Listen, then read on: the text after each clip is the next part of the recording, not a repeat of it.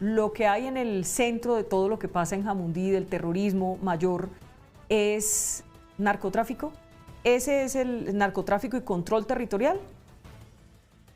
Narcotráfico, pero para mí es un motor de algo. Ujú. Es un motor de un proyecto político. Un proyecto político del gobierno de Gustavo Petro que se llama así. Es simplemente una Asamblea Nacional para las Reformas Sociales, la Paz y la Unidad. Ese proyecto político que está haciendo es básicamente pasar de una democracia participativa a una democracia que sea representativa, que sea únicamente manejada por algunos sectores, por unas minorías.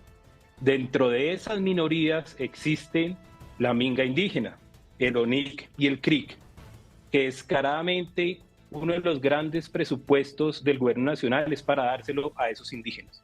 Esos indígenas que a partir del 14 de julio se van a empezar a desplazar por esa misma vía, por esos 3 departamentos, pasando por Jamundí, Cali, recogiendo firmas, que fue lo mismo que hicieron la vez pasada, llegar a Bogotá, a la Universidad Nacional, y consolidar un supuesto proyecto político de asambleas populares, de sindicatos, representando unas minorías, apalancándose en el proceso de paz de las FARC y el ELN.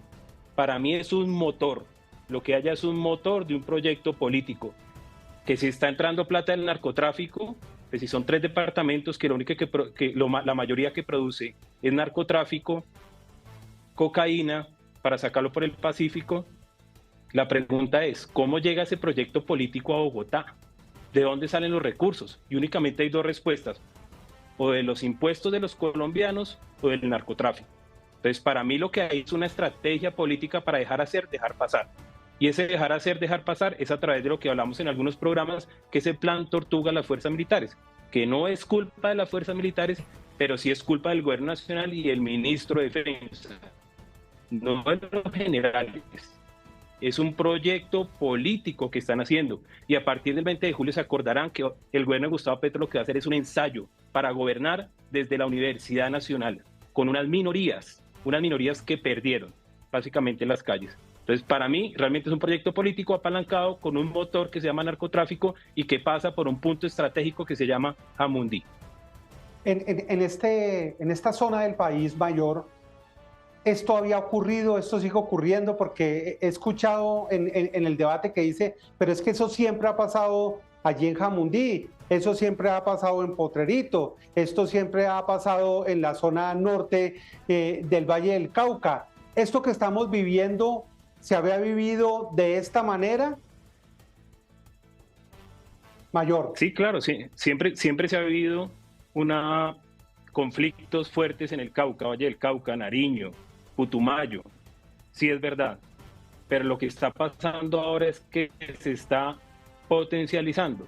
Antes teníamos la capacidad de neutralizarlo. Yo me acuerdo de unas operaciones de 30, 37 bandidos dados de baja porque teníamos supremacía aérea, teníamos supremacía en fuerzas especiales, en inteligencia, y pues de alguna manera se tenía controlado.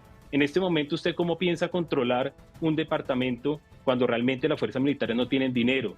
Cuando el Ministerio de Defensa no opera a través del Comando Conjunto de Operaciones Especiales. No le llega información, y no le llega información porque disminuyeron el pago de fuentes informantes a la inteligencia militar, y únicamente todo el presupuesto que era inteligencia militar, adivinen dónde terminó, en la Dirección Nacional de Inteligencia, quienes son los que básicamente es una agencia de viajes, se la pasan de embajada en embajada, de cóctel en cóctel y haciendo actividades que ya ha denunciado Semana.